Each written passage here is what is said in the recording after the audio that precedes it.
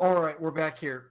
Zoe Riederman and Nicole Dubin, both winners in the first match of this stage. Now playing, you only have to win 2 to get through. So this is, again, like Matt was saying, this is a win for the top 8 between Zoe Riederman and Nicole Dubin. Living in versus 4-color Yeah, mid-range, and and this is we're going to be a underway. little bit of a different 4-color mid-range than we were seeing just on camera from Ivan Espinoza. The 4-color mid-range that Ivan Espinoza was running is definitely a little more control-y slanted. This is a little more actual mid-range slanted, but without being the full like elemental synergy that we sometimes are seeing as well. So definitely a little bit of a difference, and cool to see all of the strategies that people have brought and the whole spectrum kind of being covered by these 4-color decks. Yeah, absolutely. All right, so again, winner of this advances to the top 8. Loser of this gets to play another match today and gets another shot by virtue of having won their first match of the stage. So 2 wins and you're through, 2 losses and you're out. Neither player vulnerable here, and we have a Fury from Nicole Dubin just to put a creature in the graveyard with no target to kill, knowing the matchup, knowing what's And was a going on here. land missed? Okay, you're correct about that as well. That would explain why Nicole, maybe if you're going to discard anyway, you may as well discard. Well, if you're going to discard anyway, and only 1 card went to the graveyard, I'm not sure that she gained anything by exile. Well, I'm not sure. All right, here we go. Grief and Endurance in response to wipe the graveyard. Okay, yeah. Not too bad. The Grief's going to take a look at Dress Down and Leyline Binding. Okay, yeah. So there was a missed land drop, but it was on this. This is probably a multi-mulligan hand, so it was not going to be discarded hand size. So it was Fury to put a card in the graveyard, and now Endurance after missing land drop. So actually, Zoe can't really living in now because Nicole kind will of be ahead. an awkward situation for Zoe, but it's also one of those things where I think with a little bit of patience and just kind of filling up the graveyard for Zoe, like there is a point where I think Zoe is much more steadily going to be able to get creatures into her graveyard than Nicole is going to be able to. Yeah, I mean, obviously Nicole's hand here, when you're keeping a 1-land hand, things didn't work out. We didn't see the mulligans. I'm going to speculate it was 5 or less. And it's hard when you're on the draw too. You also assume like playing one of these 4-color decks that have so many lands to begin with, you're like, my chances are pretty good. And even like if you have a lot of these pitch cast elementals, I feel like a lot of the time you end up kind of putting yourself in the headspace of, even if I like miss a land drop or 2, I can still kind of stay in the game. This is kind of a hard mentality to have when your opponent is playing Living End, however. All right, so here's Living End. Nicole has another Endurance. She probably just straight up wins, but that's asking a lot. I believe there's only 2 copies in the deck, and one's already in the graveyard. Yeah, not to mention that you would also need another card to pitch to said Endurance, and that would be another tall ask. All right, so here we go. Endurance Fury versus Shardless Curator, Grief, and Architect. Mm-hmm.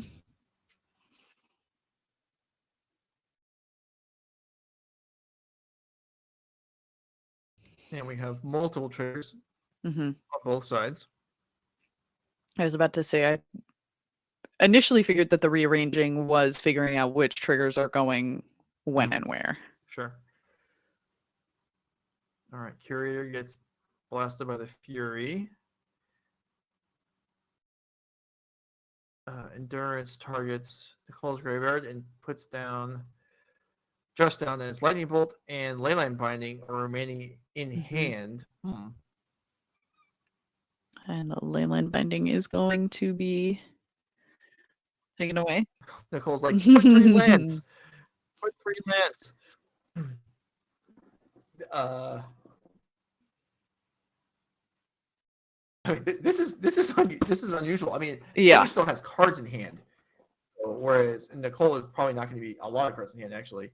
So Nicole's probably not going to be adding much of relevance soon. Fury, I suppose, is the best creature on the board right now, but it will trade off if it attacks. Yeah, both of these creatures gonna hold down the fort or okay. At least being able to get rid of that Curator of Mysteries and avoid being kind of clobbered for free in the air is a nice little bit of coping here for Nicole, as Omnath was put on the top and the draw for turn, which, needless to say, we're a little bit far away from casting. All right, Nicole is just coming across. Zoe can figure out the blocks. It actually has either side has to be double blocked, either creature, I mean, in order to make any inroads.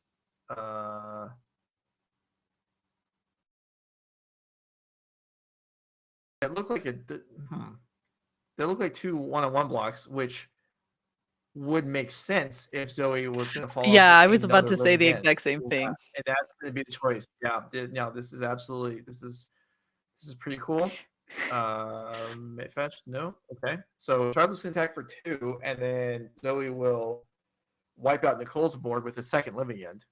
Yeah, and it looks like with a Violent Outburst in hand, that's basically the same thing, but we are going to hold on to that to be able to not have to worry about. Oh, let's get everything. Okay, yeah. I mean, oh, you know what? Even here, it could be. Yeah, it could be Block Fury.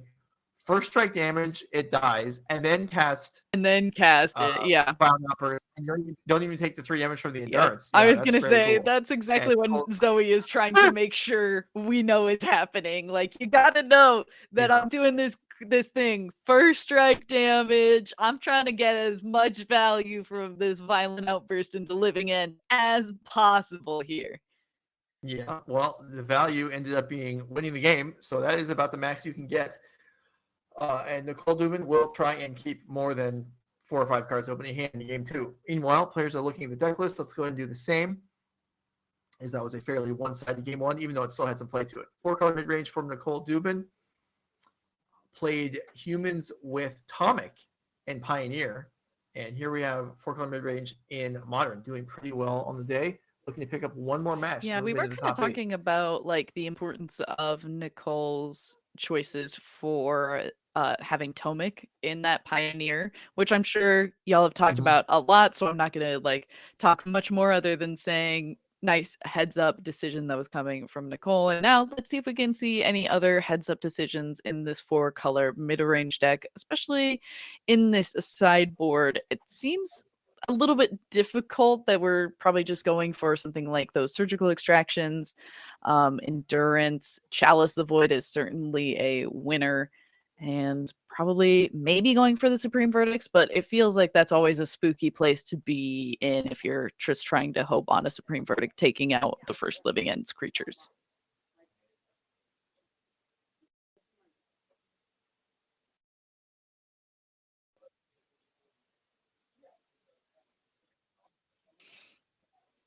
And as a result, I think we will likely just be seeing those. Joe's having some technical difficulties, so hopefully we'll be getting him back here shortly. We can take a look at Zoe's living end deck in the meantime and see what changes could possibly be coming out here. Definitely a deck that Zoe has been playing quite a bit of for the last, I would say, few months, to put it lightly. And some things that we are changing or doing differently for this are likely just going to be maybe adding something like the Brazen Borrowers or a few extra little pieces, maybe that other 4th living end. But if we're worried about getting surgical, that seems a little awkward. Those mystical disputes, or rather the single mystical dispute, certainly going to be a winner.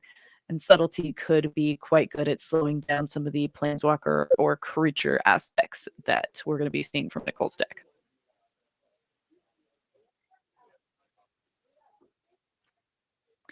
And on top of that, we've got those endurance, those force of figures that are not really going to be useful here alongside those foundation breakers, but quite nice to see how much respect Zoe is having for a lot of those artifact and enhancement pieces that are available across a lot of these decks as players are shuffling up to go down into game number 2 with Nicole Dubin on the play this time, and hopefully going to have a little bit more than a single land drop. Presenting here, and certainly not a matchup that I would normally expect to go quite so much in Zoe's favor. But again, the single land drop, the early deploy of the endurance from Nicole in the first game, got to be a little bit of a rough situation that isn't normally the ideal for this 4-color mid-range deck, but was the case here.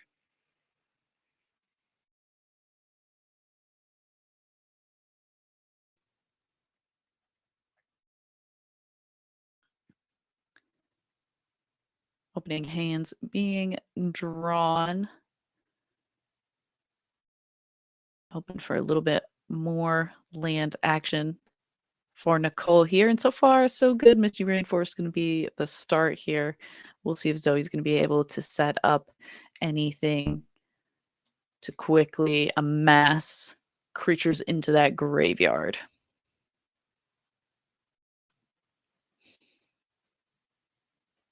Misty Rainforest to match, though the printings don't. We're going to start off by fetching before going back to Nicole's turn. So a little bit of a slow start, nothing too crazy. No rag bands for either of these players to start things off.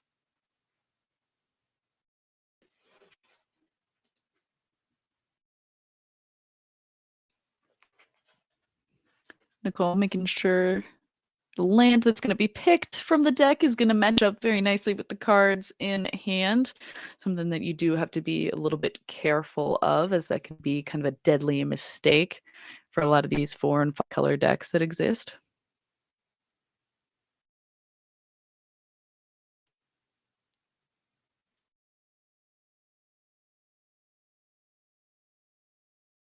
Triome to start things off.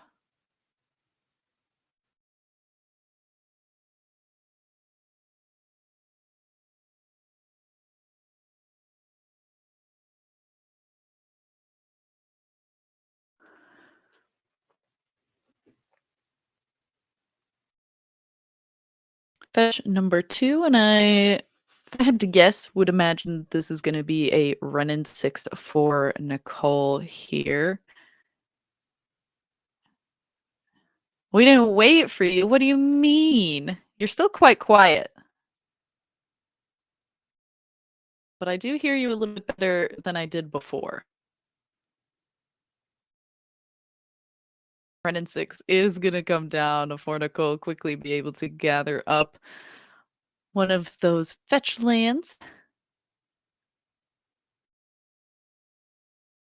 And Zoe is going to start to throw some of these creatures from hand into the graveyard, as Living End does. All right, so tell me, how are we doing? Oh, it's a slow start to this game. So in a way, we kind of did wait for you. All right, I'll continue working. Oh, you sound a little bit like you're underwater. Yeah, okay.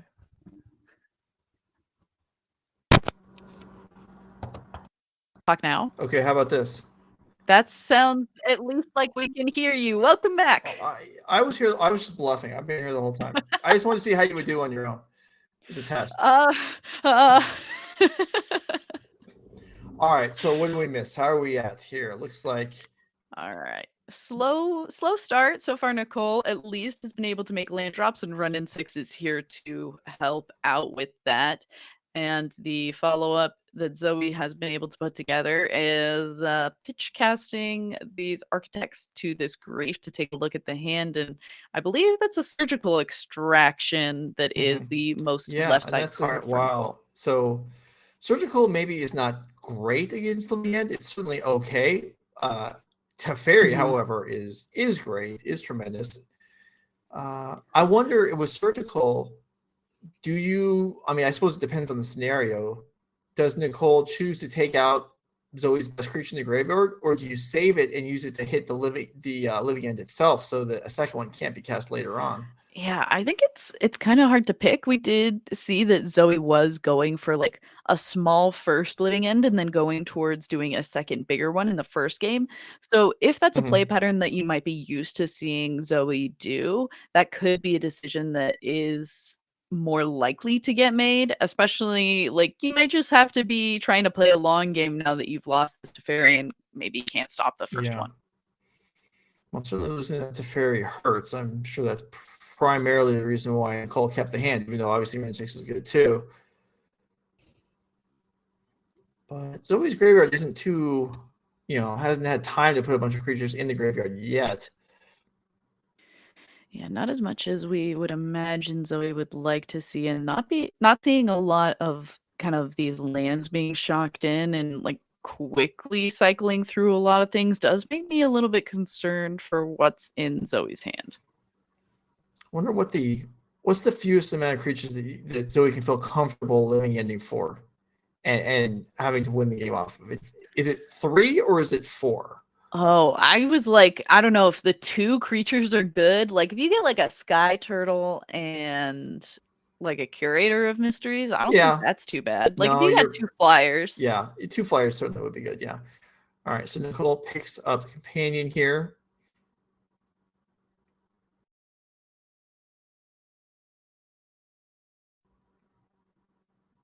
So he gets the all important 3 mana. No creature cycle at the end of the turn there. So there is a Striper of Wonder in hand now, so that can make its way in, but nothing yet.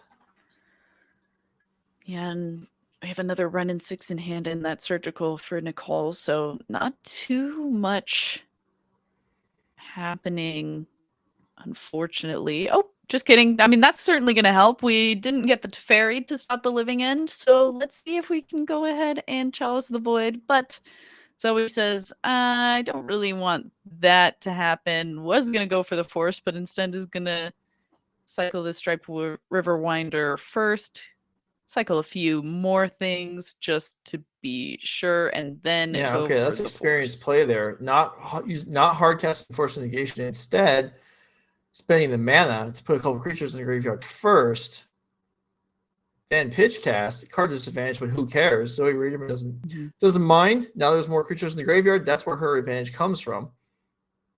Yeah, unfortunately, that Chalice not being able to resolve is certainly going to hurt a little bit for Nicole. Losing 2 really good cards in this matchup. Does still have that Surgical in hand, another Wrenn and 6 and some lands. But Zoe, with this Violent Outburst in hand and quite a few creatures cycled on that last turn, could be looking to try and roll with what's in the graveyard here in just a bit. And no doubles of creatures, right, for Zoe, because that makes the Surgical better. I think it's all singletons so far. It's Riverwinder, Curator Grief, maybe. So even if one of those is picked off, Nicole's at 13 already and doesn't have black mana, so that would be 11. So it would be tough, even with just 2 creatures coming in. Zoe can't really wait, though, because that run in 6 is getting close. Certainly a little bit scary to face down, and looks like Zoe definitely agrees with you. Violent Outburst is going to be the call here. And fans at the graveyard, we know that Nicole has that surgical extraction, so allowing a little bit of time if that surgical was to be deployed here and now. And I think this is upkeep. So if there's Architects, Zoe might be draws step. If there's it's funny if it's Architects or Grief, depending on you change up where your timing, but you don't know what Nicole's going to go after.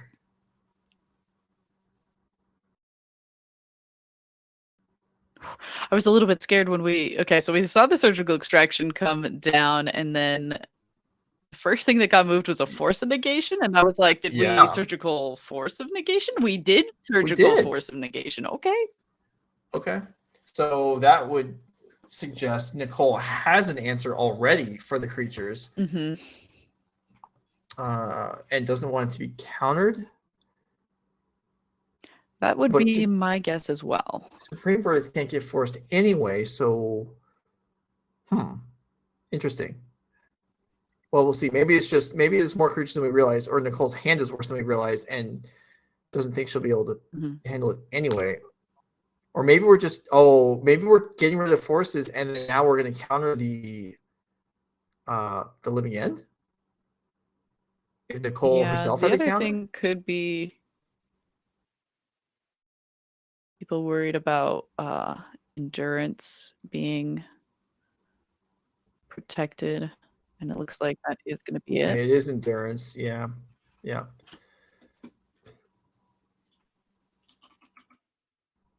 So that is going to clean up Zoe's graveyard and then go into the graveyard itself. But job done from the endurance.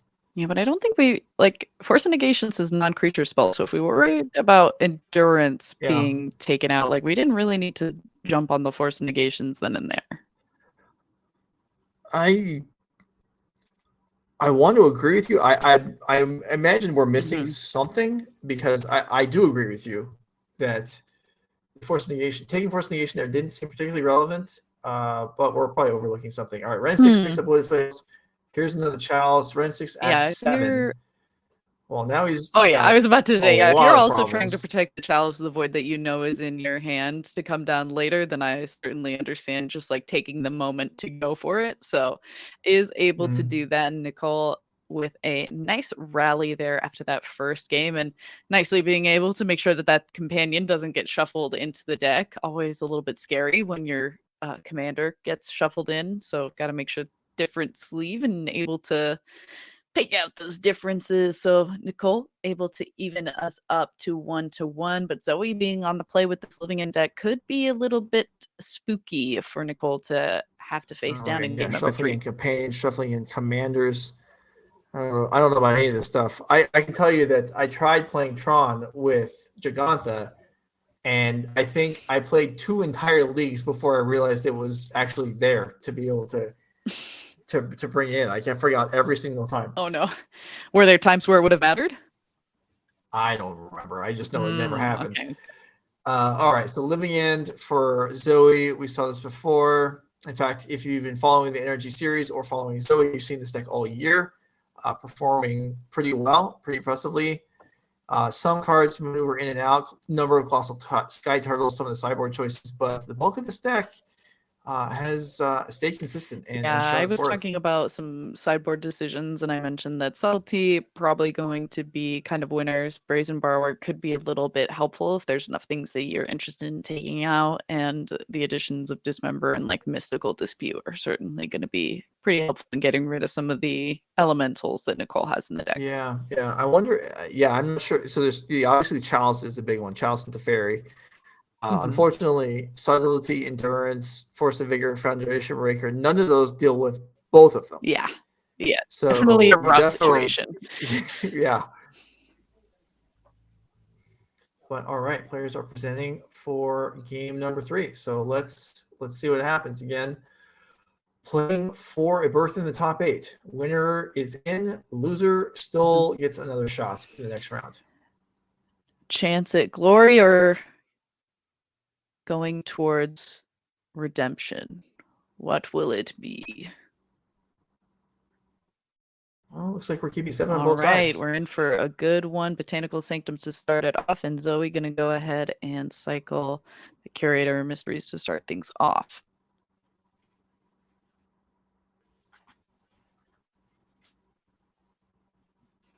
Nicole, fewer, probably 0 turn 1 plays. Now there is the 0 mana Chalice of the Void, which is great. However, that probably wouldn't come down turn 1 anyway, unless it's trying to slip under a Force of Negation drawn off the top, which is certainly possible. Yeah, I guess they get to see sideboards, so wouldn't have to be as concerned about something like Spell Pierce if you know that your opponent doesn't have it. Joe Lissette and chose not to submit it in their 75. I was going to say, even if they have it, you can just ignore it anyway half the time. Spell Pierce once upon a time had played a real role, but I don't know. I don't believe in it anymore. Me and Spell Pierce are a little bit sad that you don't believe in it anymore, but it's fine. Oh, please. You and Spell Pierce can go ahead. Why don't you try blocking once in a while? You know, that's fair. All right. Then me and Spell Pierce will be back. Waker, Waves, All right. and Street Wraith going into the bin. All right. So already pretty sizable. Waker of Waves really adds a lot of strength to the board when it comes into play. So that's that's 3 creatures in the board in the graveyard right now, but that is a strong set of cards. And yeah, Zoe's gonna go ahead and bring them out right now. Yeah, let's see if we can start this party off right. Nothing in your graveyard. At least 3 things in mine, hopefully. As Nicole takes a look at the hand, do we have something like an Endurance? Clarifies that there is nothing to find. Go ahead. Go get Living End. There is a Solitude, though, which does a lot of work here, as it can take out the Shardless Agent and the no, I'm sorry, I can't. Shardless Agent's on this back. But it can pitch cast anyway and then come back and take the Waker. No, okay, not going to do that.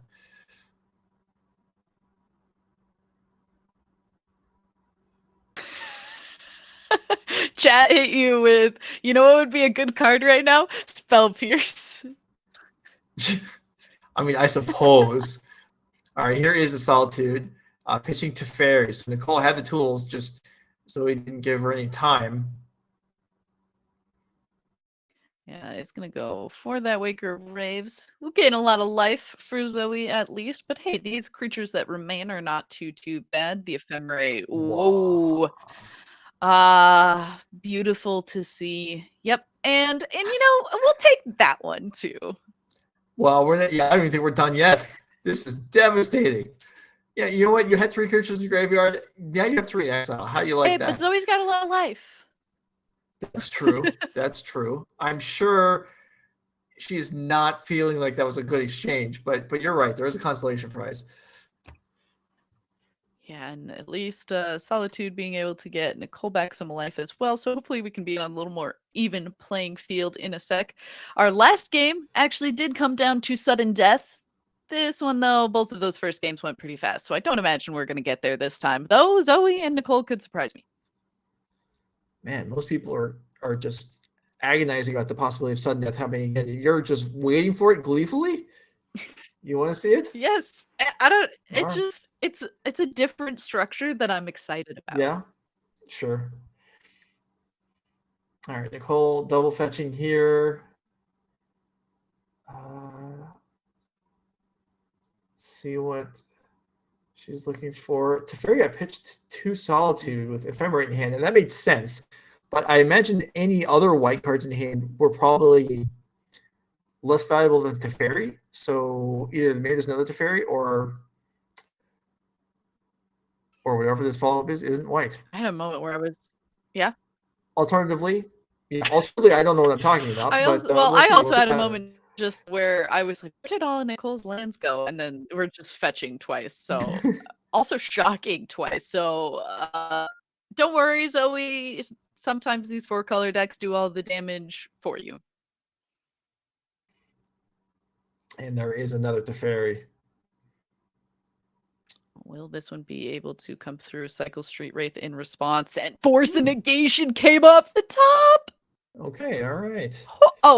We had another one anyway. Okay, well maybe Zoe, we shouldn't have done that because it would have looked so much cooler if I thought that it was the only one in your hand. Okay. I mean, maybe we needed the blue card, and it really was just as intense. We'll go with that. Yeah, maybe it looks like it's the case. I don't think there's any creatures in Zoe's graveyard. There is a Living End in hand, so everything is backwards right now. Oof. Yeah, that's not where you want it.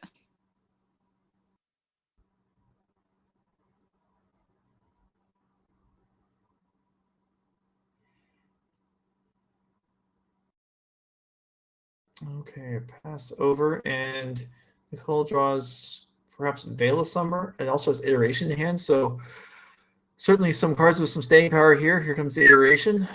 Looking to just develop the board, I would imagine. Looking for things like Chalice of the Void and More copies of Teferi. Those are Those are really, pretty much the only things you want. You want it's basically, Teferi and you want yeah, more copies of Teferi Chalice of the Void. And if we could find redundancy across those, we'll be happy against the living end deck.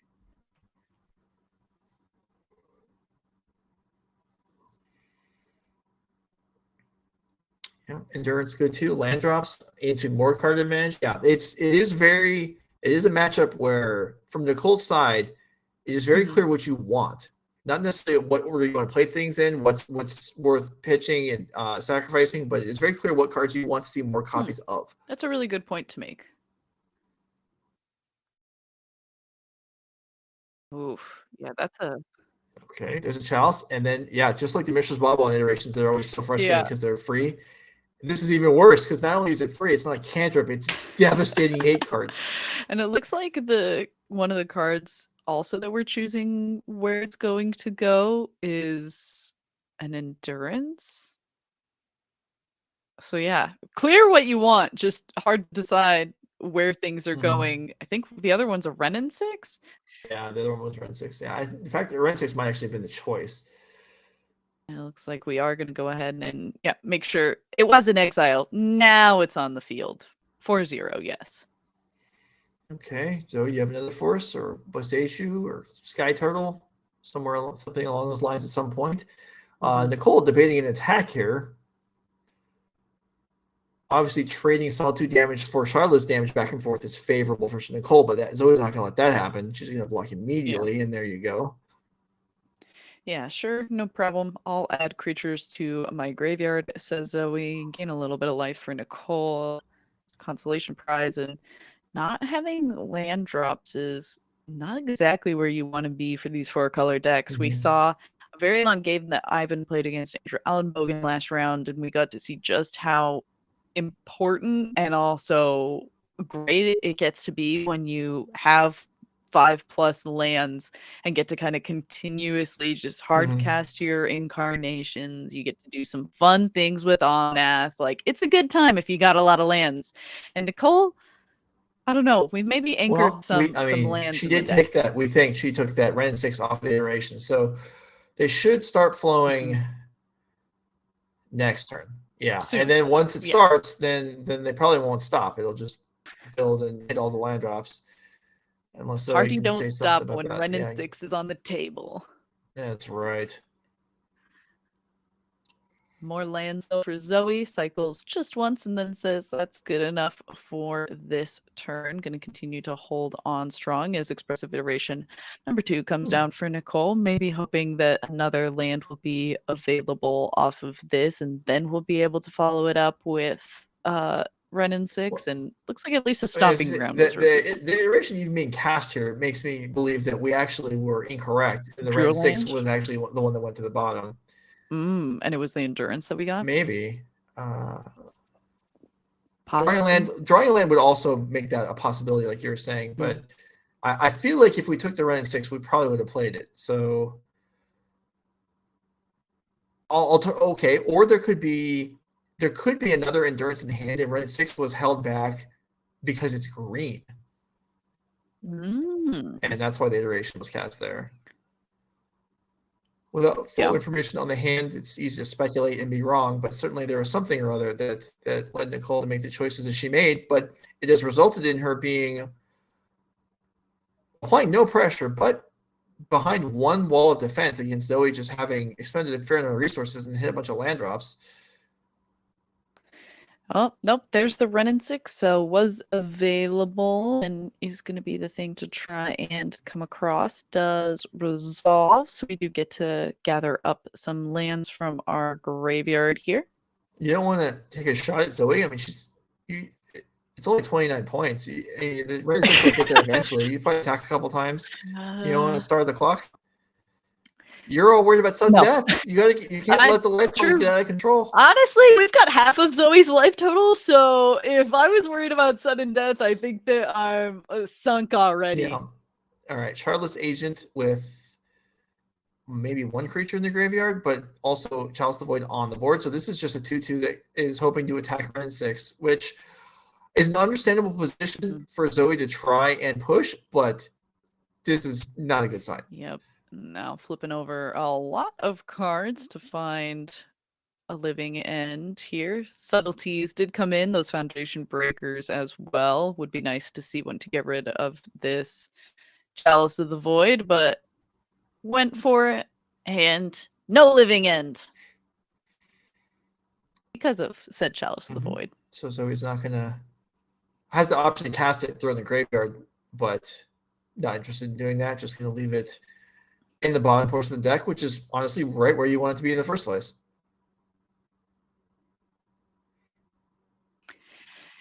Yep, and gotta find some way to try and stop this Renin 6 before it pings us for 29. Yeah. I mean, this is tough. I mean, Nicole Dubin seems to be very well positioned to move into the top 8 of the event. But we were able to see the foundation breakers from Zoe's deck, so there are pieces that could help get rid of that piece of hate and restore us to a better place in this game. Just gotta have some favorable draws and maybe some hard casts in the meantime. We do have 6 lands, so honestly, we could almost cast a Strife Riverwinder.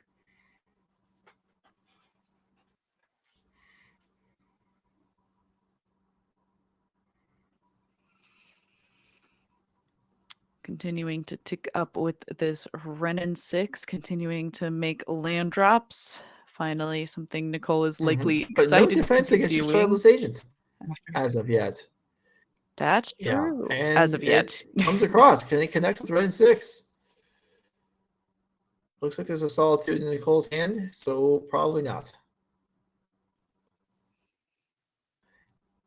Even if Zoe chooses to Onawara the Solitude out of the way, Charlotte's Agent will still be stopped from doing damage to Renin 6. So that's probably not going to happen. Here it is, holding up one Triome, which is able to cast a Veil Summer should the need arise. And living end in hand, as you mentioned, kind of stuck there and not able to follow up with a hard cast of anything in hand either for Zoe. And now with the Solitude in hand and the Omnath is the follow-up. That is a huge, like, the door is closed and Nicole is just trying to lock it shut and lock herself into top 8 right now. Okay, dress down the draw. That's just a cantrip at the moment, but the way is clear. Just further card advantage. Lands picked up. Solitude attacking, and this is Nicole can start making dinner plans because she may be done for tonight after this game. That's gonna feel good, and I mean, hopefully you just don't get too ahead of yourself. Once again, we've been able to see this is living end, so like if we're able to foundation break it, hey, okay, you know, I gotta. You think making dinner reservations in the middle of a game is too much? Is too presumptuous? Yes. All right. I suppose. I think that's something that I could see you doing. It's not something that I could see myself doing. Are you kidding me? I win 2 rounds of a Grand Prix. I'm like, yes. If I just continue this, I'll be top 8. Yeah, I know it's healthy to not think ahead like that, but I find myself consistently. I don't know. I think there's a middle ground though, for sure. And I think like actually being on the like riding on the high and using it to keep yourself in like a good mental space where you're like feeling positive is actually really good, because I find like a lot of players across multiple games definitely end up falling into like this pit of just like bad mental states that causes you to play poorly. Yeah, that definitely happens. All right, Kahira picked up.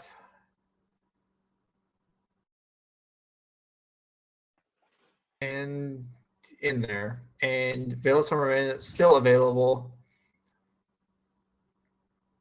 And big attacks. Has vigilance now because of Kahira. Woo! Yeah, and this won't take long to finish this out. Here is Onawara on perhaps Chalice. Okay. That would be pretty big. and that doesn't get caught by Veil as well. So That's true. So wait, are you saying that Nicole should not, in fact, is correct to have not taken a break to Yes. make dinner reservations during the middle of this game? All right, maybe Zoe's still in this. Yep, Nicole immediately is like, "What's in your graveyard?" Rightfully so. And what's in Nicole's graveyard? There's a Solitude, and that might be is it. it. But I would trade a Solitude Okay. for a Solitude in Omnath and a Kahira.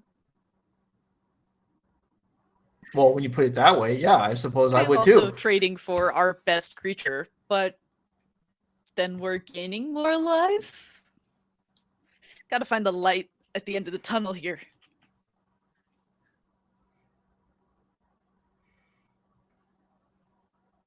How much is in Zoe's graveyard?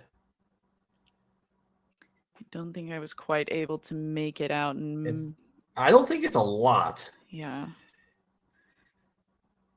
I don't think so either, but I don't think that Zoe can also hang on against the Kahira on that Right. Solitude. No, I agree. All right. Well, there was 4 cards off the top that Zoe wishes were in the graveyard, not in her exile zone momentarily. All right, here is Living End. All right. Do you think that Zoe brought in the 4th copy of Living End? I was wondering about that as well. And because of Endurance being one of the hate cards, I would say maybe you don't need to. Okay, there's a Stripe Riverwinder in response to Living End going in the stack. And here we go. There's a Riverwinder that survives Solitude, Architect. Okay, there's more than I thought. It's still not a lot, but it's something.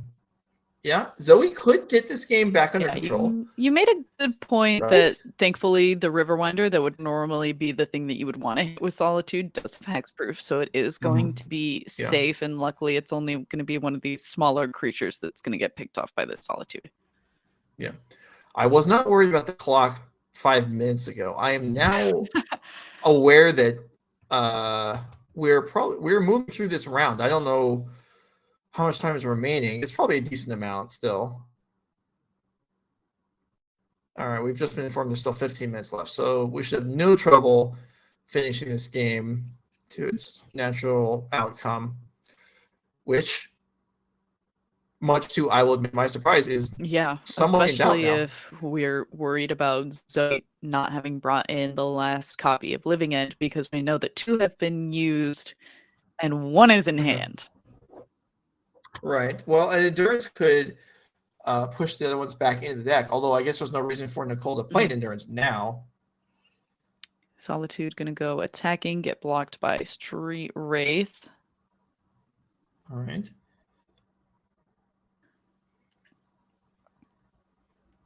Could be a follow-up Verdict. It could be just run 6 picking off the Street Wraith.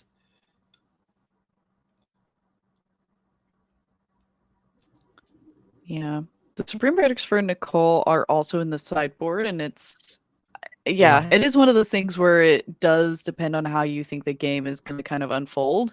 And based on our inclination from the first game, I do imagine that we would see them come in, because the way that we're seeing a lot of these kind of smaller Living Ends into pretty manageable boards does make me inclined to want something like conceivably, yeah. It's I mean, there was a crowd of stuff that could potentially come in, so I'm not sure exactly how Nicole would have chosen to set this up. We do know the Chalice is in hand because it was bounced last turn.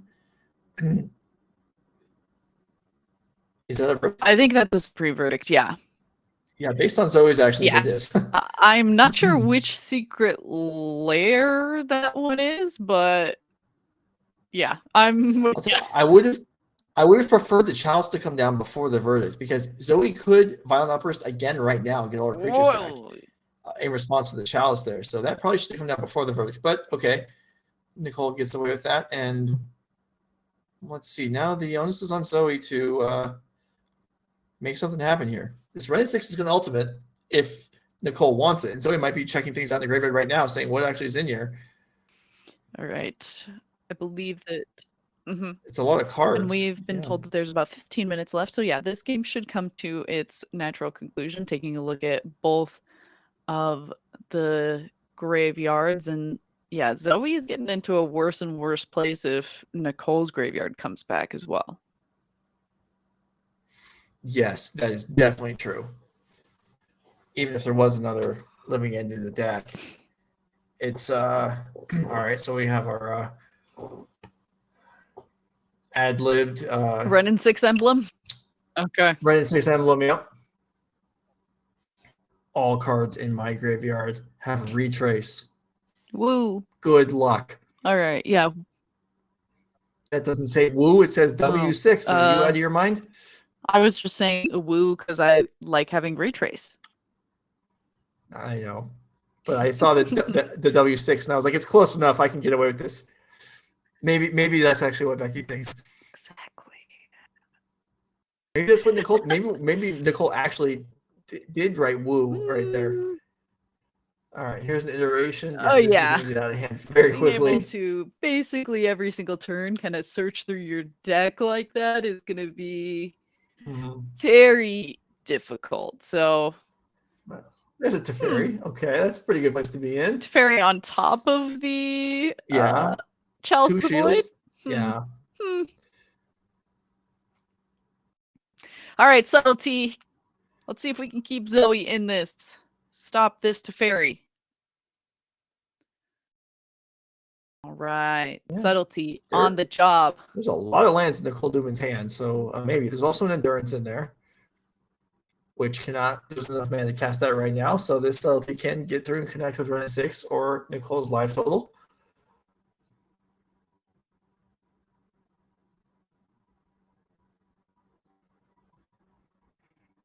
Do you think the coverage spotter should collect that Run 6 emblem after the match for future use? Yes. Nerd Rage historical archives?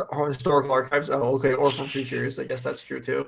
Does Nerd Rage have a historical archives? Maybe it can begin with that Run 6 emblem. That would be kind of cool. All right, here's a Charlotte's agent. I believe Zoe indicated, there's no living end in here, so Dexter Cascade, and you can look at it if you want. Nicole will indeed do that, but it has to be somewhat comforting when your opponent's like, oh, by the way, my next namesake, offline. Maybe this is a trap. Maybe Zoe's saying, Nicole, I don't have any more living ends. You don't even need to cast that Teferi. And then she's going to kill the Chalice Endurance herself. Well, okay, that would get rid of all the creatures in the graveyard. You know what?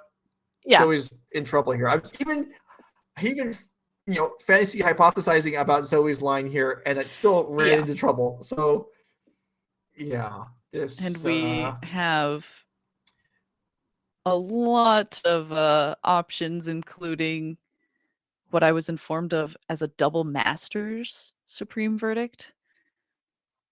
Oh, is that what that is? I thought for sure it was a secret lair, but I guess they did do those borders in double Masters.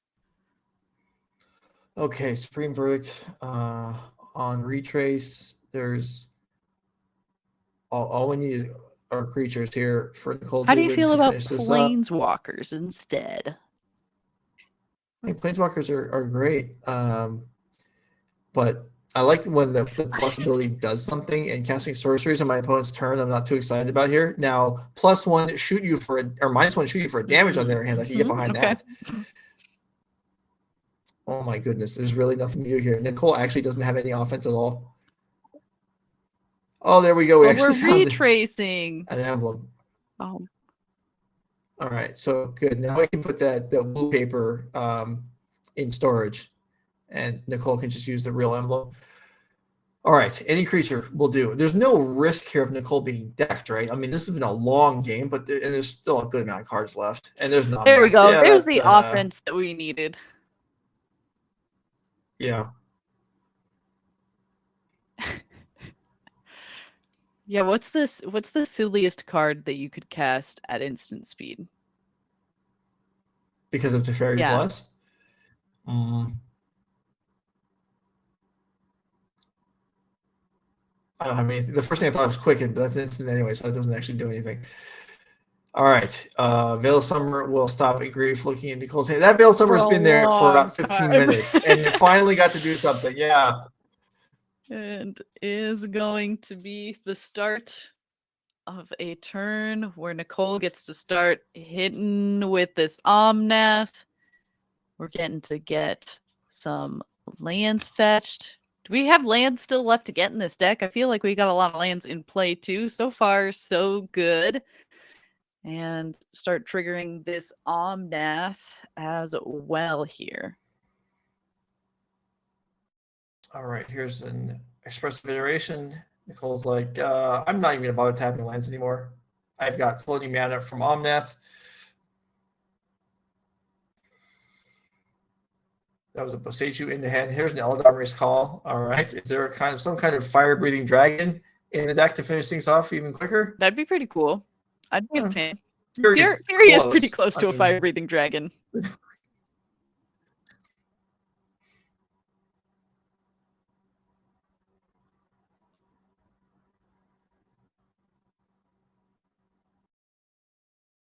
So far, so good. Moving all of these lands, yeah. Yep, just gotta find 2 red in there somewhere. And as we mentioned, the Ferocious Fury. All right, Omnath comes across for 4 damage. Finally, Zoe. So in one more attack, Zoe will drop below her starting life total. That's true. All right, Shardless Agent. Pick up my deck. There's no living ends left, so we'll just take the moment to shuffle here. All right, Nicole throws down an Endurance. Unclear whether that is going to what that's going to be doing here. Who that's going to be targeting.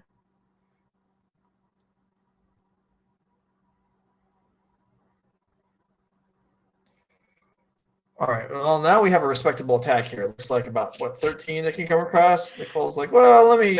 You were calling Omnath not a respectable attack before? Well, not in going wide. No, we only had 1 creature in the board. Now we have 3. 3 is like a legitimate squad. We said, Zoe can bring back 3 creatures, and that's like, that's a good amount. So okay, we'll use the same standards for Nicole. We're not judging the creatures based on and their merits, just on their number, how many there are of them. Well, then Zoe would have been very ahead for a lot of this game. I guess there still is a Shardless Agent in play to block with. All right, here's a Surgical. Force of Negation. All right, and Zoe will concede. Nicole Dubin will pick up this fairly lengthy match and advance to the top 8 of our tournament. Congratulations to her. Zoe Riederman will have 1 more shot in the next round. We're going to go to a break, and we're going to come right back with the 3rd round of the double elimination. Thanks for being with us. This is NRG Gaming, the championship of 2022. We're coming right back.